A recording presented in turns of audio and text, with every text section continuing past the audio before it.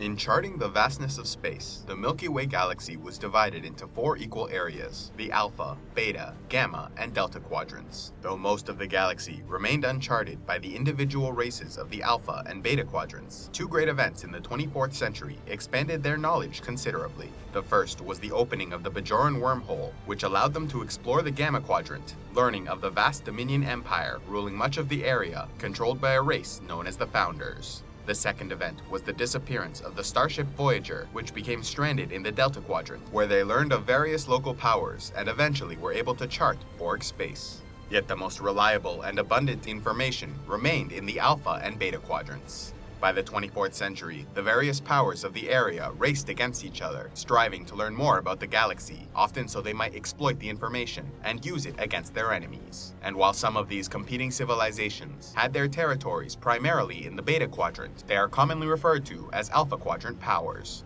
Though information concerning the early galaxy is limited, many believe a progenitor humanoid race once existed approximately 4.5 billion years earlier, which traveled the galaxy, seeding worlds with their genetic material, populating thousands of planets, possibly resulting in the evolution of many humanoid races of the 24th century, such as humans, Romulans, Cardassians, Klingons, and many others. Some even link these early progenitors to a later species called the Preservers, as they also brought life to new worlds, by taking species near extinction and transporting them to a new home where they might thrive. However, because they were separated by so much time, most believe they are not related. With new humanoid races evolving throughout the galaxy, the first known great power of the Alpha Quadrant was the Takan Empire, which ruled over 600,000 years before the rise of the Federation. Though ancient, they were highly advanced, able to move entire planetary and solar systems. Their civilization thrived for many years, but eventually collapsed during the Age of Makto, when their home system was destroyed by a central star going supernova. Later, a technologically advanced species known as the Iconians began building gateways that would allow them to quickly travel to other worlds, giving them a reputation as aggressive conquerors, referred to by other races as demons of air and darkness. But some simply believe this to be the opinion of those who hated the Iconians, and eventually destroyed them about 200,000 years before the rise of the Federation by bombing their home planet of Iconia.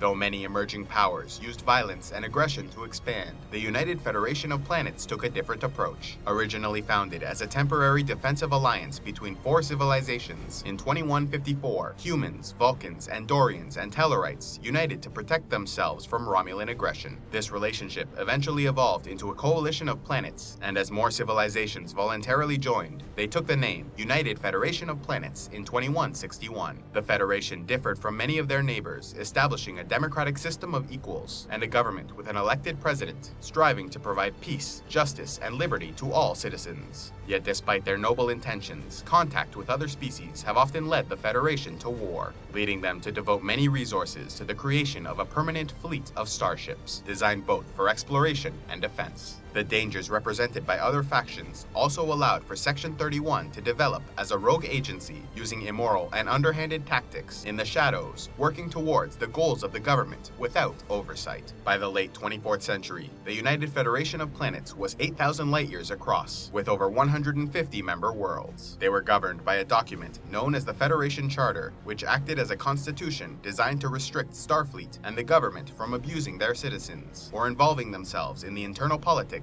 of other civilizations. Founded in the 9th century by the legendary figure Kahless the Unforgettable, the Klingon Empire was a feudal monarchy headed by an emperor and high council. For years, the warlike Klingons avoided civil war by sending their young warriors to conquer outside territories, thereby expanding the empire and bringing glory to their names. The family structure was an integral part of Klingon society, with great houses preserving their family history, passing it down through the generations. And so it was that whenever peace came to the empire, houses would turn against each other, and so external wars were often encouraged. In the 23rd century, the Klingons saw conflict with the Federation, leading to a state of Cold War, until eventually making peace with the Khitomer Accords in 2293, creating an alliance between the factions. Though the Klingons were a strong and aggressive people, their constant lust for battle eventually caught up to them, and after expending all their resources in achieving victory in the Dominion War of the late 24th century, they were forced to retreat within their borders for years in order to rebuild what they had lost.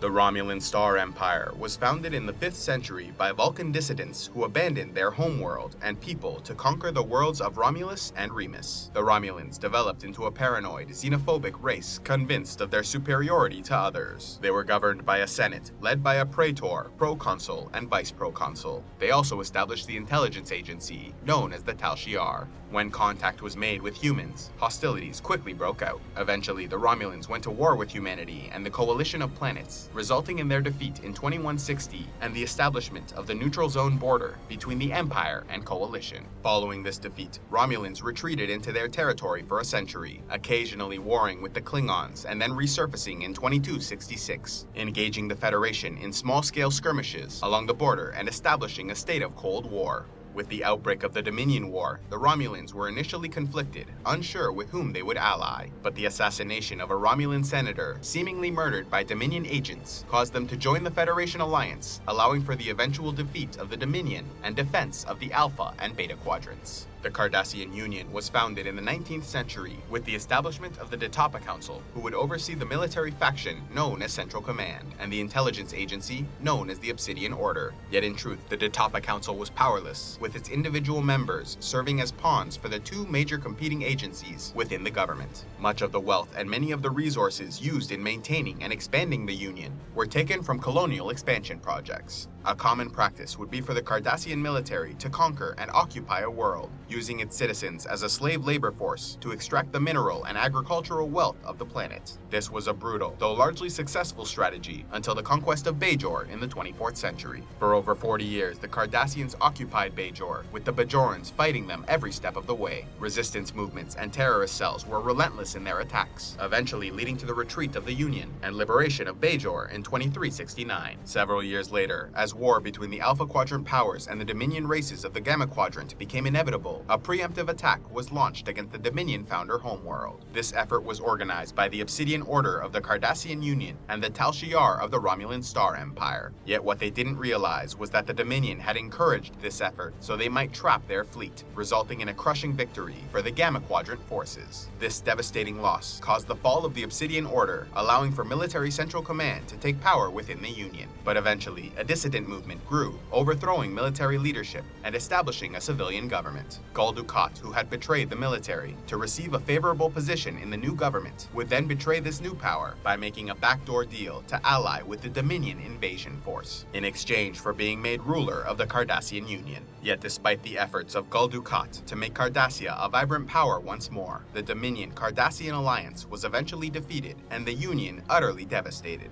Having been on the front lines of battle and enduring most of the collateral destruction, by the end of the 24th century, the Cardassian Union was a shell of its former self, forced to rebuild from the ashes of their fallen civilization. But the Alpha Quadrant was not only home to major powers and sprawling empires, but also smaller territories, often described as commercial and isolationist powers. The Ferengi Alliance, hailing from the homeworld of Ferenginar, have developed a largely mercantile society, with their constitution and legal code replaced with a Bill of Opportunities and the rules of acquisition. The Ferengi are ruled by a Grand Nagus and a system of free enterprise, encouraging the maximization of profits at the expense of everything else. The Ferengi tend to stay neutral in war and developed a highly patriarchal social structure, with women expected to be completely nude at all times, attending to the men in their lives, though these cultural practices saw a shift towards egalitarianism by the end of the 24th century. One of the most mysterious and least understood of the Alpha Quadrant races were the Breen of the Breen Confederacy. Known as severely isolationist and fiercely territorial, they were also considered great warriors, with the Klingon Empire having sent a fleet of their best ships and soldiers into Breen space, only to disappear, never to be heard from again. Their warlike nature is well known to many, with the Romulans having a popular expression claiming never turn your back on a Breen. When seen on other worlds and ships, the Breen always wear environmental suits, suggesting the atmosphere of their home world to be vastly different from other humanoid races. Yet later sources reveal their home world may in fact have a perfectly hospitable environment, meaning they wear their suits for other reasons. With the invasion of the Gamma Quadrant forces in the late 24th century, the Breen would join the Dominion-Cardassian alliance, and while they shifted the tide of battle in favor of the invasion forces for a time, they were ultimately defeated and forced into formal surrender to the Federation alliance, after which they retreated back into their territory to begin recovering from the war.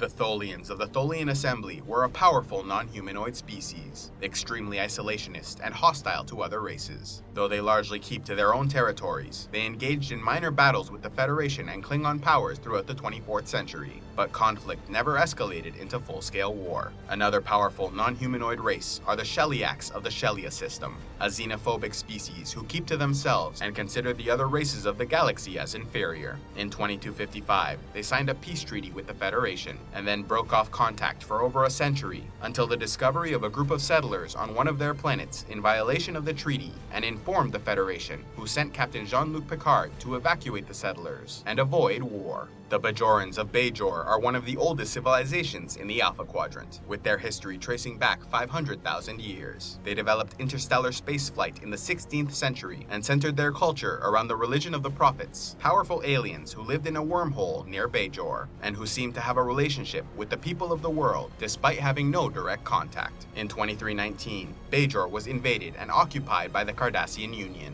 Their people were enslaved and resources exploited, but the Bajorans also resisted, forming terrorist cells and fighting back against their oppressors. Eventually, they were victorious, liberating their world in 2369, after which they were considered for membership in the Federation. But when the Bajoran wormhole was discovered and opened, hostilities broke out in the Alpha Quadrant, placing Bajor on the front lines of the Dominion War. Despite signing a treaty with the Dominion Cardassian Alliance, Bajor eventually became a non-member ally of the Federation. The Tellarians were another xenophobic power of the Alpha Quadrant, largely keeping to their own territory and people. They engaged in minor skirmishes with the Federation throughout the 24th century, but full-scale war was avoided. They wear gloves when coming into contact with other species, and have developed a strictly patriarchal society, with a woman never allowed to outrank a man.